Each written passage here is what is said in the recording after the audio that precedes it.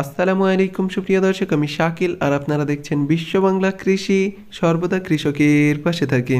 সুপ্রিয় দর্শক, আজকের এই ভিডিওটি খুবই গুরুত্বপূর্ণ প্রত্যেকটি গার্ডেনারের জন্য, কারণ আজকের এই ভিডিওতে এমন একটি সার তৈরির সিক্রেট রেসিপি আপনাদেরকে দেখাবো, যেই সারটি আপনার গাছে প্রয়োগ করলে গাছের গ্রোথ হবে বাম্পার, ফুল এবং ফল হবে প্রচুর পরিমাণে, অর্থাৎ এক সারেই বাজিমাত। এজন্য আজকের এই ভিডিওটি আপনারা অবশ্যই শেষ পর্যন্ত দেখবেন, আর যারা বিশ্ব বাংলা কৃষি চ্যানেলে নতুন তারা অবশ্যই চ্যানেলটি সাবস্ক্রাইব করবেন আর পাশের নোটিফিকেশন বেলটি অন করে দেবেন। তো চলুন সুপ্রিয় দর্শক, শুরু করা যাক। সুপ্রিয় দর্শক, এই সারটি প্রস্তুত করতে আমি ব্যবহার করছি 2টি পাকা কলার খোসা। আপনাকে পাকা কলার খোসা নিয়ে নিতে হবে। পাকা কলার খোসাতে প্রচুর পরিমাণে পটাশিয়াম থাকে, যা একটি গাছের গ্রোথে গুরুত্বপূর্ণ ভূমিকা রাখে। এজন্য এই কলার খোসা দিয়ে আমি তরল জৈব সার তৈরি করে আপনাদেরকে দেখাবো। আপনারা নিয়মিত এই সার প্রয়োগ করলে এর বাম্পার রেজাল্ট দেখতে পাবেন। আমি এখানে 1 লিটারের একটি পাত্র ব্যবহার করছি এবং এই কলার খোসাটাকে ছোট ছোট টুকরো করে কেটে নিচ্ছি, যাতে এই কলার খোসাটা দ্রুত ডিকম্পোস্ট হয়ে যায় এবং গাছে দেওয়ার জন্য উপযোগী হয়ে যায়। এজন্য আপনি ছোট ছোট টুকরো করে কেটে নেবেন, তাহলে খুবই ভালো হবে। এবং এই সারটি প্রস্তুত করতে আপনাকে 1 টাকা খরচ করতে হবে না। বাড়িতে ফেলে দেওয়া বস্তু থেকেই আপনি তৈরি করে নিতে পারবেন এই তরল জৈব সারটি।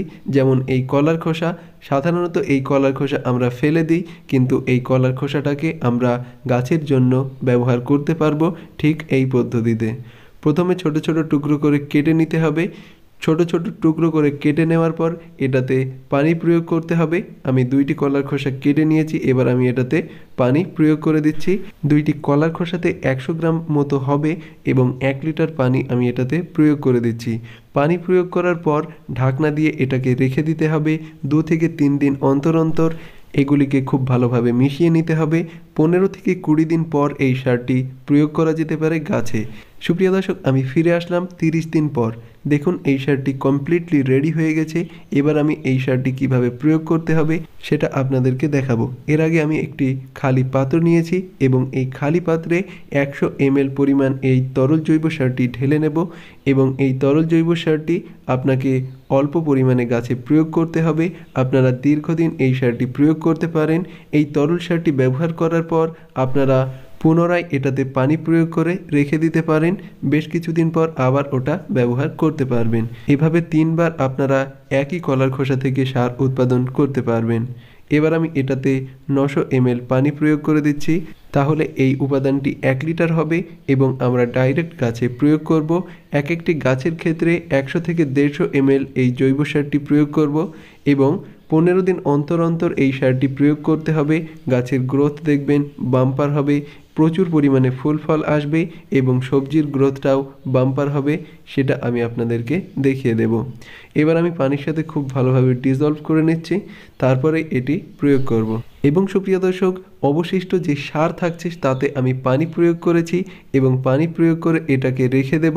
পুনরায় 15 দিন অন্তর অন্তর আমি এই সারটিকে প্রয়োগ করব। এজন্য এটা রেখে দিচ্ছি। আমি খুব ভালোভাবে এটা ঘুলিয়ে নিচ্ছি। দেখুন এর ভিতরে অনেক কলার খোসার অংশগুলি রয়েছে এবং আপনি যদি এই সারে 1 থেকে 2 টাকা খরচ করেন তাহলে এর পাওয়ার 20 গুণ বেড়ে যাবে। অর্থাৎ এই সারের মধ্যে আপনাকে আখের গুড় প্রয়োগ করতে হবে। আপনি 2 থেকে 3 টাকার আখের গুড় এটাতে প্রয়োগ করতে পারেন, তাহলে দেখবেন এই সারের গুণগত মান আরও বেড়ে যাবে। আপনারা অবশ্যই এই বিষয়টি মাথায় রাখবেন। সুপ্রিয় দর্শক, এবার আমি এই সারটিকে প্রয়োগ করে দেব গাছে। সুপ্রিয় দর্শক, আমি গোলাপ গাছে প্রয়োগ করব প্রচুর পরিমাণে ফুলের জন্য। আমি সবজিতে প্রয়োগ করব গাছের খুব ভালো গ্রোথের জন্য। আপনারা ফল গাছেও এই সারটি প্রয়োগ করতে পারবেন। অর্থাৎ যে কোনো গাছের জন্য আদর্শ একটি জৈব সার হচ্ছে বানানা পিল ফার্টিলাইজার বা কলার খোসার তরল জৈব সার। এই সারটিকে আপনারা অবশ্যই প্রয়োগ করবেন আর কখনো কলার খোসা ফেলে দেবেন না। সুপ্রিয় দর্শক, আশা করি আপনাদের এই ভিডিওটি ভালো লেগেছে। ভিডিওটি ভালো লাগলে অবশ্যই লাইক করবেন এবং আপনার কোনো মন্তব্য থাকলে অবশ্যই কমেন্টে জানাবেন এবং আপনি যদি বিশ্ব বাংলা কৃষি চ্যানেলে নতুন হয়ে থাকেন তাহলে অবশ্যই চ্যানেলটি সাবস্ক্রাইব করবেন আর পাশের নোটিফিকেশন বেলটি অন করে দেবেন। ধৈর্য ধরে এই ভিডিওটি শেষ পর্যন্ত দেখার জন্য আপনাকে অসংখ্য ধন্যবাদ। থ্যাঙ্কস ফর ওয়াচিং বিশ্ব বাংলা কৃষি।